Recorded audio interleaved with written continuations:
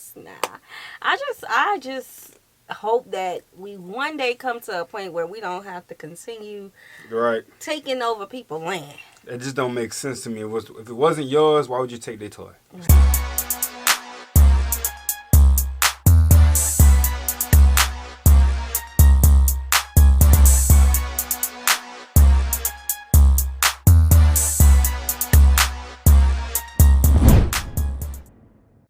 What's good, y'all? It's the Demouchets React, and we're back with another video. Who we got today, C? Today we are back with another American reaction. Super excited about this video, guys. If you're new to us and we're new to you, make sure you scroll down, hit that subscribe button, and turn on the post notification bell because we're on the road to 100K. And we cannot get there without you guys, all right? Join the family. Without further ado, let's get into the video. All right, our first South American country. This is the land of silver, kind of, not really. Welcome to Argentina. It's time to learn geography now! We'll explain more about that silver stuff later, but first, you know the drill. Let's talk about the flag. The Argentinian flag has equally long, tall, white and blue stripes, and it's interesting because there technically isn't an official meaning to these colors. Many will say that it resembles the sky with blue and the white clouds. However, many historians will tell you that it's colored that way to represent loyalty towards the House of Bourbon. In the center is the Sun of May emblem. Historians accredit this emblem to representing the Incan design of the sun god Inti. Alright, that was fun. Now let's talk about Argentina's location and borders in political geography. Argentina is located at the bottom part of the South American continent, bordered by 5 other countries and the Atlantic to the east. It's divided into 23 separate provinces and the autonomous capital city of Buenos Aires. Argentina's borders are pretty simple, except for that one island called Isla Martín García that lies in Uruguayan waters and is kind of shared by both countries. Otherwise, many of Argentina's borders are actually just natural land barriers, such as the Andes Mountains in the west by Chile, and in the Misiones province, the Rio Paraná, Iguazu, and San Antonio rivers, and the Uruguay River from Uruguay and Brazil. Which, by the way, gives Argentina a very distinguishable panhandle, kind of like Afghanistan that we studied a few weeks ago. You can even see it from space. Due to the fact that the land is less cultivated and thanks to natural river borders, it has a more lush green appearance that sticks out in contrast to its neighbor nations. But then you get the arbitrary subtle borders over flat land and hills, kind of like the ones by Bolivia, sometimes marked boldly and sometimes virtually invisible. Where things get really complicated, though, is in the south, more specifically, the furthest south. Tierra del Fuego, or the Land of Fire, which is pretty ironic considering that it's actually one of the coldest places in all of Argentina, was named after the fires that Magellan saw the native tribes using on the land when he discovered the area in the 16th century. Anyway, it's the smallest province in all of Argentina, and it's actually an island that they share with Chile. And they kind of have like a who can claim the bottom of the world competition when it comes to this territory. On this island, Argentina has a population that far surpasses Chile's by about 19 times. And for a while, had the world's southernmost city, Ushuaia, established in 1884. However, Chile didn't back down from the fight, and in the 1950s, built a small little establishment just a few miles south across the Beagle Channel, named Puerto Williams, or Cabo de Hornos, named after Cape Horn, and hence, with a population slightly over 3,000, and even their own little airport, Chile just barely beat Argentina in having the world's most southern town. But where things get even more complicated are these islands right here. Now, if you ask an Argentine, they'll tell you that these islands are called the Islas Malvinas. They totally belong to Argentina, no questions about it, end of story. They're so serious about it that they even named an entire stadium and an airport after the islands to reflect the sovereignty of the islands. If you ask a British person, they'll tell you that these islands are a collectivity of islands made up of the Falkland Islands in the west, South Georgia, and the South Sandwich Islands, not to be confused with the Sandwich Islands, which was the name originally given to the Hawaiian Islands. Argentina claims that after gaining independence from Spain in 1816, the islands were given to them from the Spanish Empire, and the British came in 1830 and forcibly pushed out the Argentines that had settled there and barred them from ever coming back. However, the British claimed that they were the ones that discovered the islands in the 17th century, even though technically the French were the first ones to actually colonize the island. And either way, they have a permanent population of about 3,000 people that live on the islands that are British nationals that were born in... Okay, hold up. It's just, I don't know. I would say something, but given the current history of things, nah. I just hope that we one day come to a point where we don't have to continue taking over people's land. It just don't make sense to me. If it wasn't yours, why would you take their toy? It's Right. not. It don't make sense. Right. And we just gonna leave that at that. Yeah. Raised on the islands. Eventually, tensions rose and they went to war over the islands in 1982. Long story short, the UK was able to fight off the Argentine troops and hold on to the islands, although Argentina still doesn't recognize the UK's sovereign claim. It's kind of funny though, because in 2009, former UK Prime Minister Gordon Brown actually met up with Argentine President Cristina Fernandez de Kirchner, and when it came to the Falkland Island thing, they just kind of awkwardly said they wouldn't talk about it. Well, that was a lot of information. Now let's talk about what the land actually looks like. Argentina is one of the most diverse countries in terms of landscape. In almost every corner, you see something that is completely different from the opposite corner that you were just at. In the north by Brazil and Paraguay, you can find rainforests and lush, humid tropic zones. In the interior and Midwest, you can find flat pampas and farmlands and hills.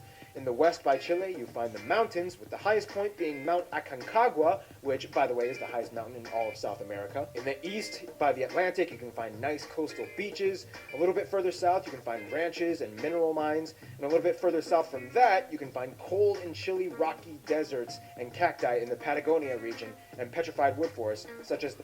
So he did mention earlier that this is where silver is. Where do you think on this map in Argentina the silver is like real popular? I think it's more like on the tropical. Top. Yeah. Yeah. I think it's more the tropical. Yeah. Or the flatlands in the middle. Yeah. Or the flatlands. Yeah, that would make sense. That would. Let's see. Or the bottom. Nope. Okay. I don't think the bottom. Okay. One in Ormachea. If you go even further south into the end of the Patagonia region, you can find glaciers and ice. This is the coldest part of Argentina. It's kind of interesting though, and that's because what the islands the south are? part of South America has what you would probably call a reverse double rain shadow. Around the block, down the street, right? These right here, that's the island. Well, okay. And that's your island right there. When I think of islands, I think of hot, but there are islands that are not hot. So, yeah, I can understand. Yeah.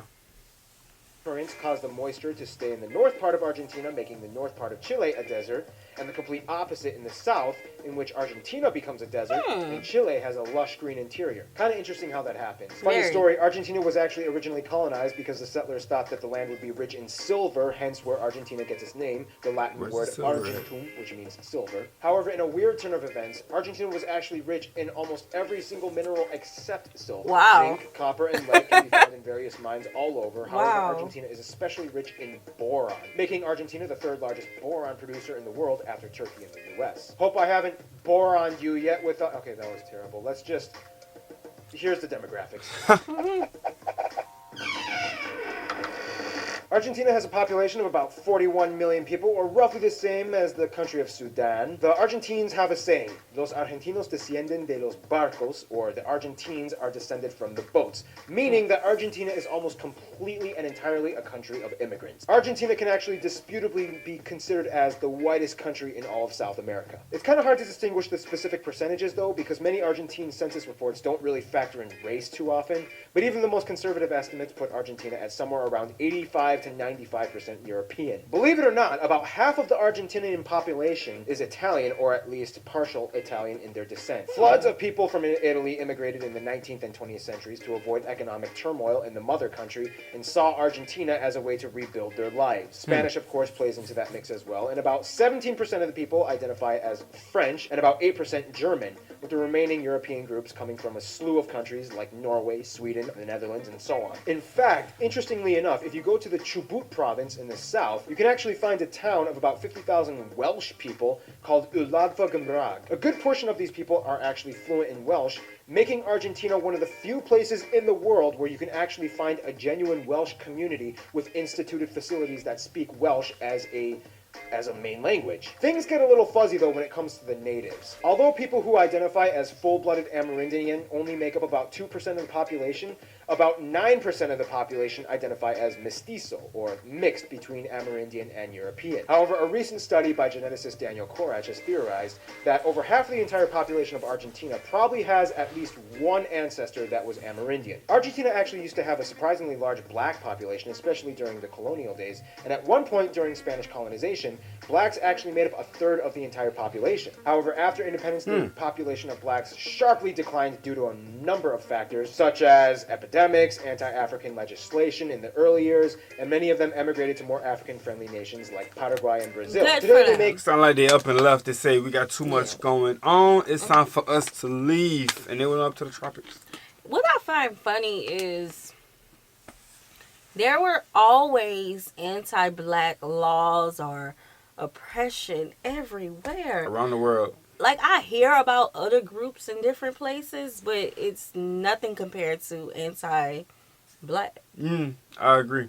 That sucks. Up less than 1% of the entire population. However, they have definitely left their mark on Argentine culture with contributions to art and music. And so I want to know, is there more, not research, is there more history involved into the teaching when it comes to schooling and whatnot in Argentina about how blacks was once upon a time there, like seriously there? Because now, as you can see, it's predominantly white. Yeah. More so white. I just want to know, drop it in the description box. Well, they left their mark. But they did, but that don't mean the teachings might be there. Right. You know what I'm saying? Right. Because definitely, I would love to know like that was a reason why they what's left. in their history books. Right. So that was a reason why they left, and I want to know if the history books speak on those type of things. Right, because although they're not there, that is a part of the history. Facts. You know. Yeah. Yeah.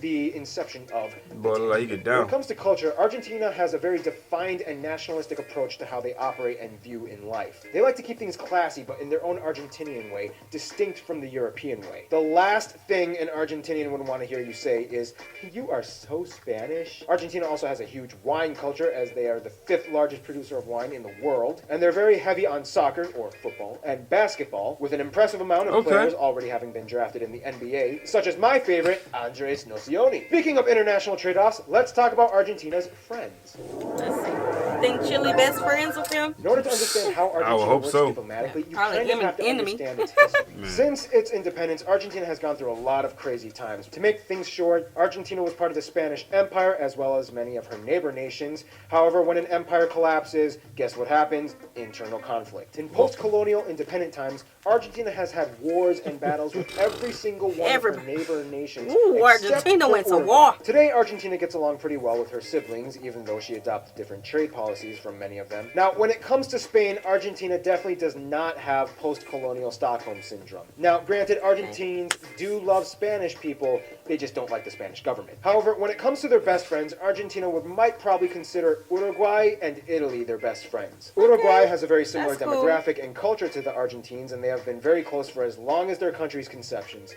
Some might even argue that Uruguay is kind of like the cute little sidekick of Argentina. And of course, Italy is definitely a huge player in the Argentinian clique. Not only do over half of the people in Argentina identify with Italy ethnically, but many of the major and most important companies in Argentina are Italian-based, such as Techint, Iveco, Pirelli, and Telecom. In conclusion, Argentina might not exactly be the country of silver that it was originally thought to be, but the spirit of the people with their fierce culture and passion definitely make them look golden. Stay tuned. Armenia is coming up next. Interesting, man. It was getting deep. Yes. I feel like it was getting deep, and I feel like that just has everything to do with us going deeper into Argentina, not just the global aspects of it, but real deep of it. Like, let's get involved. Like, I'd like to see him grow. Because this was obviously the very beginning, and now he has added so many different elements to his production. So it's nice to see where he come from, straight to the point. Yeah, we learned enough. Definitely, you can see the shift. Like, I think that's just all part of growing when you're on social media or any type of business that you run.